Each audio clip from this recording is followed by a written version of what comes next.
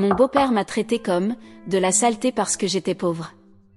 Après sa crise cardiaque, il a confessé un sombre secret de son passé qui explique tout. Je n'aurais jamais pensé que je viendrais partager mon histoire ici sur Reddit, mais voilà. Mon mari, Marcus, et moi sommes mariés depuis 3 ans, et cela a été une montagne russe d'émotions, principalement à cause de mon beau-père, Robert. Marcus et moi étions camarades de classe à l'université, nous étions tous les deux spécialisés en commerce, mais nous fréquentions des cercles différents. Il était le garçon populaire, toujours entouré d'un groupe d'amis, tandis que j'étais plutôt du genre à me concentrer sur les études, travaillant à temps partiel pour aider à financer mes études. Nous avons eu quelques cours ensemble au fil des années, mais bien que nous étions amicaux, nous n'avons jamais vraiment connecté au-delà de simples discussions.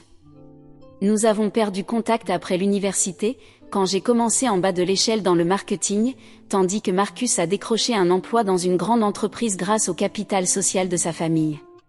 Ce n'est que 3 ans après l'université, lors du mariage d'une amie commune, Sarah, que je l'ai revue. Je me souviens facilement de ce jour-là. J'aidais Sarah avec quelques décorations de dernière minute quand Marcus est entré. Il avait l'air différent, plus mature, plus confiant. Nous avons commencé à parler, et c'était comme si le temps n'avait pas passé. Nous avons dansé, ri, et à la fin de la soirée, nous avons échangé nos numéros. À partir de là, notre relation a grandi. Marcus semblait s'intéresser à tout ce qui me passionnait et à ce que je voulais accomplir dans le futur. 1 an plus tard, nous avons décidé de vivre ensemble, et après une autre année de relation, un week-end au bord de la mer, il m'a posé la grande question. J'étais sur un nuage, mais mon bonheur n'a pas duré longtemps. Les choses ont commencé à se compliquer dès le moment où Marcus m'a emmené rencontrer ses parents, Robert et Linda. Dès le début, en entrant dans leur maison luxueuse, je me suis sentie comme un poisson hors de l'eau. Robert avait réussi en tant que restaurateur et m'a scruté d'un regard critique. Pendant le dîner, Robert m'a interrogé sur mes antécédents. Dès que j'ai mentionné mes parents, une mère, Sarah, de 55 ans, travaillant comme caissière dans un magasin du centre-ville, et un père, Mike, de 57 ans, travaillant comme ouvrier du bâtiment, il est devenu distant. J'ai essayé de parler avec lui de mon travail en marketing, mais il n'a montré que peu d'intérêt. Il s'est tourné vers Marcus et a commencé à parler de l'entreprise familiale, m'excluant de la conversation. Notre relation se maintenait en équilibre précaire chaque jour, et le comportement de Robert se détériorait constamment. Il faisait des commentaires sur le genre de robe que je portais, soulignant toujours que je semblais bon marché lors des réunions de famille. Il me laissait souvent en dehors des conversations ou des jeux. Lors d'un séjour en Espagne pour des vacances familiales, il nous a donné une petite chambre basique, tandis que les autres logeaient dans des suites luxueuses. Marcus a remarqué une partie de ce comportement et a confronté son père, mais Robert était un maître dans l'art du gaslighting, convainquant Marcus que j'étais trop sensible et que je voyais des choses qui n'existaient pas. Cela a conduit à des disputes entre Marcus et moi, car il voulait vraiment croire que son père ne pouvait pas être si cruel délibérément. Tout a atteint son apogée lors de notre mariage. Malgré les protestations de Marcus, Robert a insisté pour faire un discours. C'était un moment magnifique qui aurait dû être joyeux, mais qui s'est transformé en cauchemar. Le discours de Robert était une série de compliments ambigus et d'insultes voilées. Il a dit que je me débrouillais bien pour le mariage, ce qui devait être inhabituel, car il ne m'avait jamais vu aussi bien. Il a dit qu'il était très surpris que je puisse me permettre une si belle robe, insinuant que Marcus et moi ne pouvions pas avoir payé le mariage. Mais le pire, c'était quand il a levé son verre et apporté un toast à Marcus et à sa fiancée, en disant « J'espère qu'il a eu le bon sens de signer un bon contrat de mariage ». Il y a eu un silence de mort, et j'ai senti mon visage rougir de honte. Marcus était tellement en colère qu'il a eu une grande dispute avec son père. Robert s'est excusé, disant que c'était juste une plaisanterie et que je réagissais de manière excessive, mais le mal était fait. Depuis ce jour, les événements familiaux sont devenus amers. Robert a continué ses attaques sur les événements de ma vie, les couvrant d'une intention humoristique supposée ou sous le couvert d'un discours innocent. Linda, la mère de Marcus, essayait de jouer les pacificatrices, mais elle agissait rarement contre son mari. Marcus, cependant, a été très solidaire et semble vraiment affecté. Il se sent partagé entre son amour pour moi et ses parents, ce qui a conduit à pas mal de disputes sur la façon dont nous devrions gérer cela. La plupart du temps, Marcus disait simplement que nous devrions ignorer le comportement de son père, pour le bien de la famille, maintenir une fausse paix. J'ai essayé tout ce que je pouvais pour obtenir l'approbation de Robert. Je me suis proposé pour aider en cuisine lors des dîners familiaux, j'ai apporté des cadeaux réfléchis pour les fêtes et même fait du bénévolat lors d'un des événements caritatifs soutenus par son restaurant. Je pensais que, lorsqu'il verrait à quel point j'étais travailleuse et dévouée à essayer de faire quelque chose de ma vie, il m'accepterait peut-être. Mais rien ne semblait fonctionner. La dispute du week-end dernier a poussé la situation encore plus loin. Nous étions à un barbecue familial pour célébrer l'anniversaire de Linda. La journée s'était relativement bien passée, avec Robert m'ignorant en grande partie et essayant de ne pas m'insulter. Cependant, à mesure que la soirée avançait et que l'alcool coulait à flot, Robert a montré ses vraies couleurs. Il a acculé Marcus et a commencé à parler fort de nos finances, insinuant à tous ceux qui étaient à portée d'oreille que je devais sûrement saigner Marcus à blanc. « J'espère que tu surveilles ton argent, mon fils, disait-il assez fort pour que tout le monde l'entende. Avec ces gens-là, on ne sait jamais, ils peuvent être si sournois, des chercheuses d'or. » Avant que Marcus ne puisse répondre, Robert s'est tourné vers moi et a dit « J'espère que tu ne prévois pas de quitter ton travail maintenant que tu t'es marié avec de l'argent. On ne voudrait pas que tu te mettes trop à l'aise, n'est-ce pas? Après tout, tu es habitué à devoir travailler pour vivre. » La fête est devenue très silencieuse à ce moment-là, et j'ai senti tous les regards se tourner vers moi, pleins de pitié mêlée d'inconfort. Je ne pouvais plus le supporter. J'ai marmonné une excuse et quitté la fête, les larmes coulant sur mon visage alors que je courais vers notre voiture. Nous avons eu une énorme dispute dans la voiture. Il m'a accusé d'être trop sensible, me disant d'apprendre à accepter les blagues de son père. J'étais choquée par ses paroles. Comment pouvait-il encore défendre son père après ce qui s'était passé? Je lui ai dit que cela devenait épuisant. Je n'étais pas prête à être irrespectée, et s'il était incapable de me défendre, alors peut-être que nous n'étions pas faits pour être ensemble. Le trajet de retour à la maison s'est fait en silence, avec une tension palpable dans l'air. Maintenant, Marcus dort dans la chambre d'amis et nous parlons à peine. Ses parents ont appelé et envoyé des messages sans cesse, demandant pourquoi nous avons été si impolis lors de la fête. Marcus veut que je présente mes excuses pour le bien de la paix, mais dans ce cas, je ne pense pas que ce soit à moi de m'excuser. J'aime Marcus, je l'aime vraiment. Tout va bien entre nous deux. C'est une personne agréable et très solidaire, et nous partageons les mêmes idées et rêves pour notre avenir. Nous avons parlé de fonder une famille, d'acheter une maison et de nous installer ensemble. Comment diable pouvons-nous faire cela avec ce nuage au-dessus de nos têtes? J'ai essayé de comprendre la position de Marcus. Elle est assez compréhensible, bien qu'il soit facile pour lui de se retrouver coincé entre sa femme et ses parents. Mais à quel moment rester silencieux devient-il égal à approuver le comportement de son père? Je ne peux m'empêcher de penser, cependant, que mes parents sont ensemble depuis je ne sais pas combien de temps et ne sont pas mieux lotis. Mes parents m'ont toujours soutenu et ont accepté Marcus de manière ouverte et compréhensive, me montrant l'importance de travailler dur, d'être honnête et de traiter tout le monde avec respect, peu importe qui ils sont. J'aimerais que Robert puisse voir ces vertus en moi, et non seulement remarquer mes racines de classe ouvrière. S'il vous plaît, je ne sais plus quoi faire.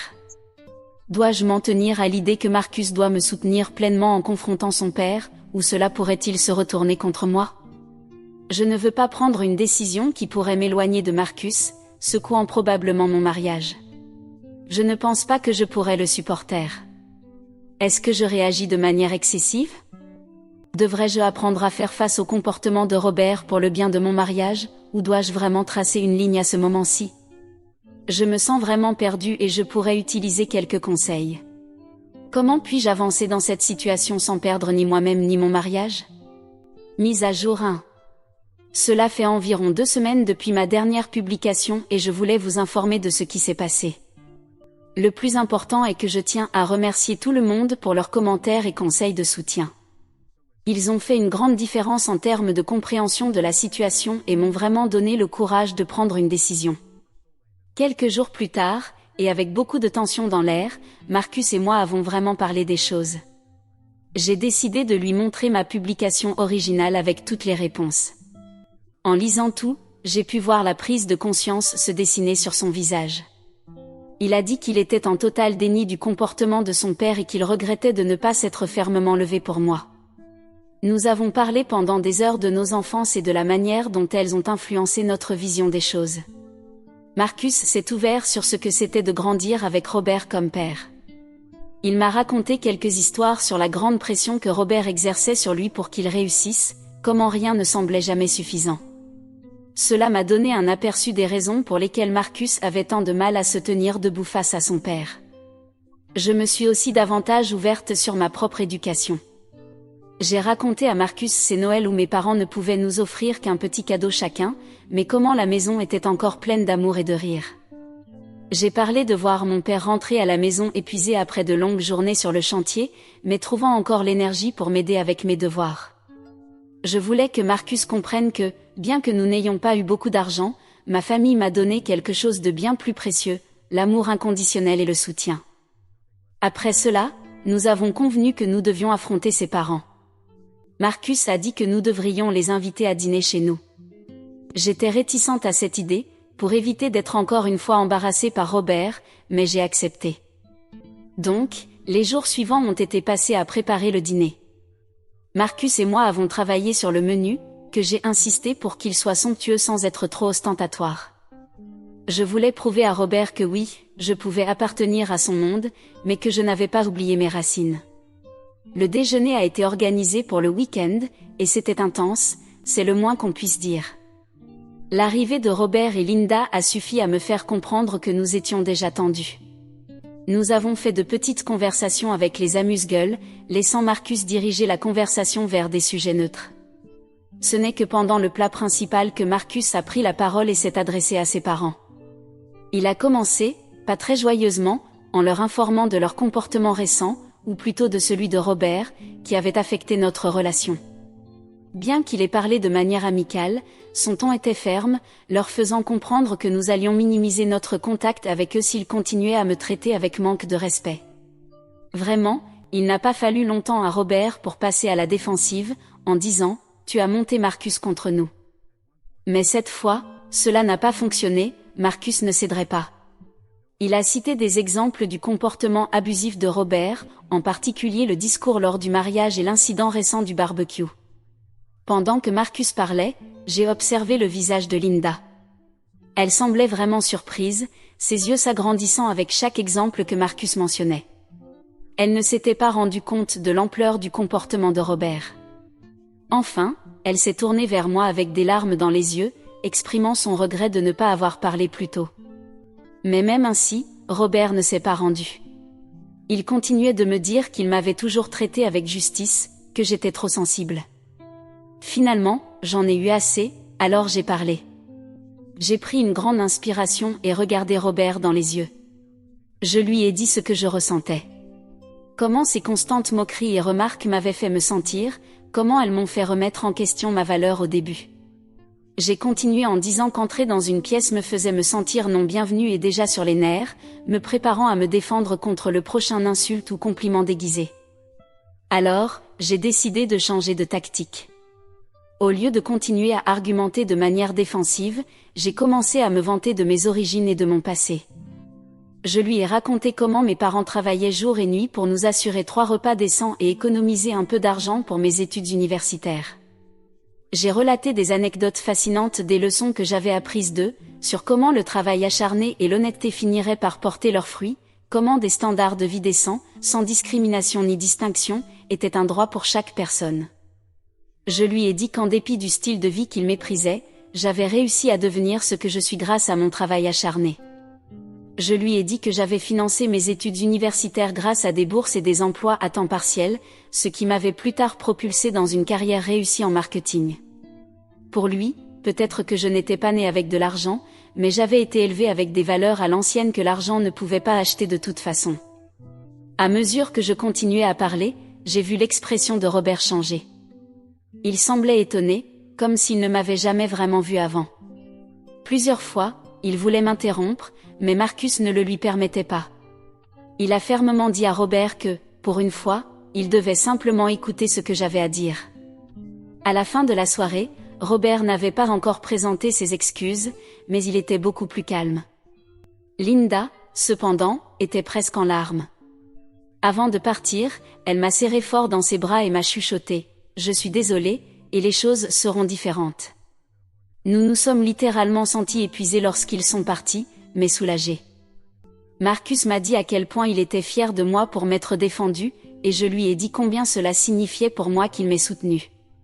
Cette nuit-là, pour la première fois depuis des semaines, nous avons passé la nuit dans le même lit, en nous tenant l'un contre l'autre. Plus tard ce jour-là, nous avons tous deux reçu des messages de Linda, s'excusant à nouveau, mais cette fois en disant qu'elle se sentait honteuse que le comportement de Robert ait été permis pendant si longtemps. Elle a également demandé une réunion pour déjeuner avec nous deux seuls. Hier, j'ai rencontré Linda dans un petit café. Elle semblait être une personne différente, plus ouverte et vulnérable. Elle a partagé quelques histoires sur son mariage précoce avec Robert et comment son comportement contrôlant avait commencé lentement à l'isoler de sa propre famille et de ses amis. Elle a admis qu'elle avait eu peur de se confronter à Robert pendant des années, trouvant toujours des excuses pour son comportement. Elle avait besoin de mon aide pour confronter Robert, lui faire apprendre de ses erreurs afin qu'il puisse reconstruire leur relation avec nous. Elle m'a aussi dit qu'elle avait pratiquement convaincu Robert de consulter un conseiller familial avec elle pour qu'il puisse régler tous leurs problèmes. Je suis assez optimiste quant à ce qui se passe avec Linda, mais je reste prudente avec Robert. Marcus et moi avons convenu de prendre les choses lentement et de maintenir nos limites bien définies avec ses parents. Nous avons décidé de limiter nos visites pour le moment et de toujours présenter un front uni. Nous savons que c'est un début, mais que cela va être un long chemin vers la complétion du processus. Nous envisageons également d'assister à une thérapie de couple, car cette situation a soulevé certains problèmes dans notre propre relation. Nous devons nous assurer que nous sommes sur la même longueur d'onde en avançant. Je vous tiendrai informé des développements. Merci encore une fois pour toutes vos paroles d'encouragement et vos conseils. Cela a été difficile, mais je sens que nous avançons enfin dans la bonne direction. Mise à jour 2. Cela fait un mois depuis la dernière mise à jour, et beaucoup de choses se sont passées, pour le dire gentiment. Eh bien, après notre confrontation lors du dîner et mon déjeuner avec Linda, Robert est resté très silencieux avec nous. Il envoyait des messages occasionnellement pour voir comment nous allions, mais en général, il restait silencieux.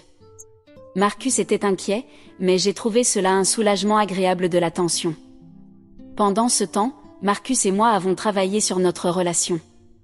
Nous avons d'abord décidé de consulter un thérapeute de couple, ce qui a été vraiment utile. Nous avons travaillé sur notre communication et résolu certains problèmes que le comportement de Robert avait mis en lumière. Ce n'était pas facile, mais nous sommes tous deux engagés à rendre notre mariage plus fort. La semaine dernière, tout a changé. Marcus a reçu un appel de Linda, en larmes. Apparemment, Robert avait eu un petit infarctus. Il allait bien, mais l'expérience l'avait vraiment secoué. Marcus s'est précipité à l'hôpital, et j'ai décidé de l'accompagner pour le soutenir de toute façon. Nous sommes arrivés à l'hôpital et avons trouvé Linda assise au chevet de Robert. Robert avait l'air pâle et plus petit, d'une certaine manière, branché à une variété de machines, un contraste majeur avec la figure imposante qu'il montrait habituellement quand il nous voyait. Quelque chose dans l'expression de Robert a changé. Il a demandé à Linda et à Marcus de quitter la pièce, ce qui a fait que mon estomac s'est retourné de nervosité, mais je suis restée ferme, me souvenant du pouvoir que j'avais découvert en moi en lui disant non. Robert a commencé à parler d'une voix rauque. Il a dit qu'en étant allongé là, il avait eu beaucoup de temps pour réfléchir, bien qu'il ait commencé à sentir que tout était injuste depuis le début. Il avait laissé ses propres préjugés obscurcir son jugement. Puis, il a fait quelque chose que je n'aurais jamais attendu, il s'est ouvert sur son propre passé. Robert avait un père difficile, un qui lui avait inculqué que le statut et la richesse étaient les choses les plus importantes. Il a raconté des histoires sur la pauvreté dans laquelle il avait grandi, la honte horrible de porter des vêtements de seconde main à l'école et de voir sa mère travailler jusqu'à l'épuisement pour mettre de la nourriture sur la table. En gravissant les échelons sociaux, il s'était assuré que ses propres enfants n'auraient jamais à vivre les mêmes difficultés. Il a continué à parler, et peu à peu, j'ai commencé à voir Robert sous un jour très différent, loin de l'image que j'avais du cruel et autoritaire beau-père, pour un homme très imparfait, quelqu'un façonné par ses expériences. Cela n'excuse pas ce qu'il avait fait, mais cela le rend un peu plus compréhensible. Il s'est excusé pour tout, les remarques sarcastiques, le discours lors du mariage, les dénigrements.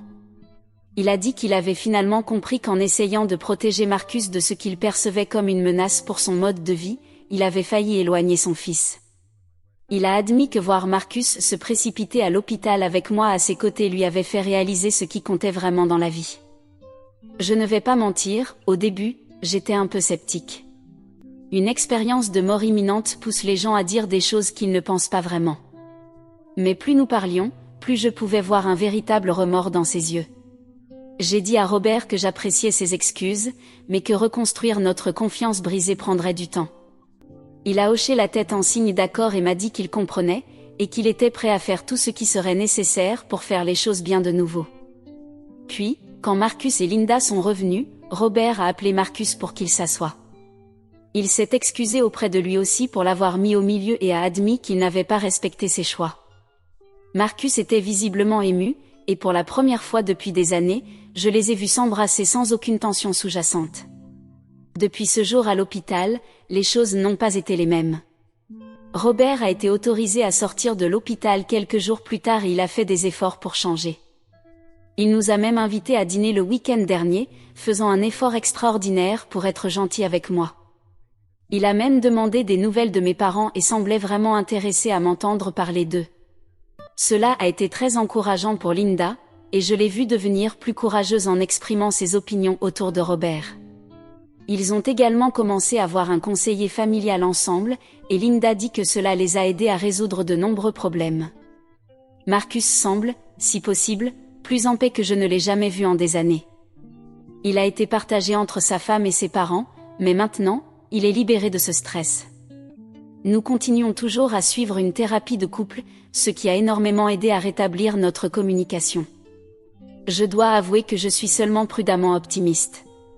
C'est là que je me rends compte qu'il n'y a pas de solution facile tout le temps, et que des années de douleur ne peuvent pas être compensées en une seule nuit. Mais je suis prête à donner une chance à Robert. Pour l'instant, nous prenons chaque jour comme il vient, en établissant une communication plus saine et plus ouverte. Je n'aurais jamais pensé qu'un problème de santé ferait cela possible, mais je suis reconnaissante pour ce nouveau chapitre dans la dynamique de notre famille. Je vous tiendrai informé des développements. Mise à jour 3. Cela fait 6 mois depuis ma dernière mise à jour. Cela a été une montagne russe, mais Dieu merci, les changements positifs dont j'ai parlé dans ma dernière publication ont continué, pour la plupart. Robert a été constant dans ses efforts pour compenser et atteindre ce point où il gagne ma confiance. Il a fait un effort pour me connaître au-delà du fait d'être la femme de Marcus. Nous avons passé du temps ensemble, parlant et ayant des discussions en tête-à-tête, où il me posait des questions sur mon travail, mes passe-temps et ma famille. Il a même montré de l'intérêt à rencontrer mes parents, ce qui a été un pas significatif vers la réconciliation. Nous avons organisé un dîner avec les parents le mois dernier, et j'étais un peu inquiète de la façon dont tout cela se passerait, étant donné le tableau que j'avais en tête de ce que je savais de leurs histoires et de leurs antécédents. La soirée a commencé un peu maladroitement, avec tout le monde essayant de se comporter du mieux possible, mais à mesure que la nuit avançait, les choses ont commencé à se détendre. Soudain, Robert et mon père ont connecté en parlant de travail de construction. Robert a commencé à parler de ses jours en tant que plongeur dans des restaurants avant de posséder son propre endroit. Mon père a dit que c'était satisfaisant de voir un bâtiment se lever depuis les fondations jusqu'à son achèvement. Ils ont même échangé leurs numéros pour se rencontrer un jour pour un café. Ma mère et Linda s'entendaient aussi très bien. Elles ont trouvé un terrain d'entente dans leurs expériences en tant que mères, et savaient toutes deux ce que cela signifiait d'être une épouse compréhensive avec des maris trop impliqués dans les affaires. À la fin de la soirée, j'étais heureuse de les voir rire ensemble tout au long de la soirée. Marcus était rayonnant, avec un plaisir qu'il ne pouvait cacher. Il m'a serré fort dans ses bras après que tout le monde soit parti et m'a remercié de ne pas avoir abandonné ses parents. La confiance en soi de Linda s'est considérablement améliorée ces derniers temps. Elle a repris contact avec d'anciens amis et a commencé à faire du bénévolat dans des refuges pour femmes. c'est merveilleux de la voir s'épanouir. Nous nous retrouvons pour déjeuner très souvent, et nous avons vraiment développé une belle amitié entre nous. Marcus et moi allons bien. La diminution du stress familial nous a permis de nous concentrer sur ce que nous voulons pour notre avenir. Nous parlons même de fonder notre propre famille bientôt, quelque chose que nous voulions reporter à cause des tensions dans nos familles. Nous avons même commencé à chercher des maisons dans un quartier pratique pour nos 2 emplois et proche des 2 parents. Cependant, tout n'a pas été facile. Parfois, Robert revient à ses vieilles habitudes et fait des remarques qui pourraient être considérées comme insensibles, mais je me rends compte que maintenant elles ne sont plus délibérées. Dans de telles situations, j'ai appris à gérer la situation calmement sur le moment, et Robert a été très réceptif à de tels commentaires et retours. Nous avons assisté à plusieurs séances de thérapie familiale qui ont été assez cathartiques en termes de traitement de certains grands problèmes et d'établissement de nouveaux modèles de communication plus sains. Cela a également été assez difficile parce que cela a touché de nombreux sujets de douleur et de malentendus du passé, mais en même temps, cela a été très guérisseur. Ma femme et moi avons également repris notre thérapie de couple. Nous avons appris énormément au cours du processus sur la communication et le soutien mutuel en temps difficiles. Maintenant, nous sommes plus forts que jamais. En général, je suis reconnaissante pour les distances que nous avons parcourues. Cela a été assez pénible, et il reste encore beaucoup à faire. Enfin, je me sens appartenir à cette famille et ne plus être une étrangère. Le mois prochain, c'est l'anniversaire de Robert, et pour la première fois, je suis positive que je veux assister à une autre réunion. Merci à tous pour tout le soutien tout au long du chemin. Vous avez été un guide inestimable pour moi à ce stade et vous serez très sollicité pour relever ces défis dans la vie.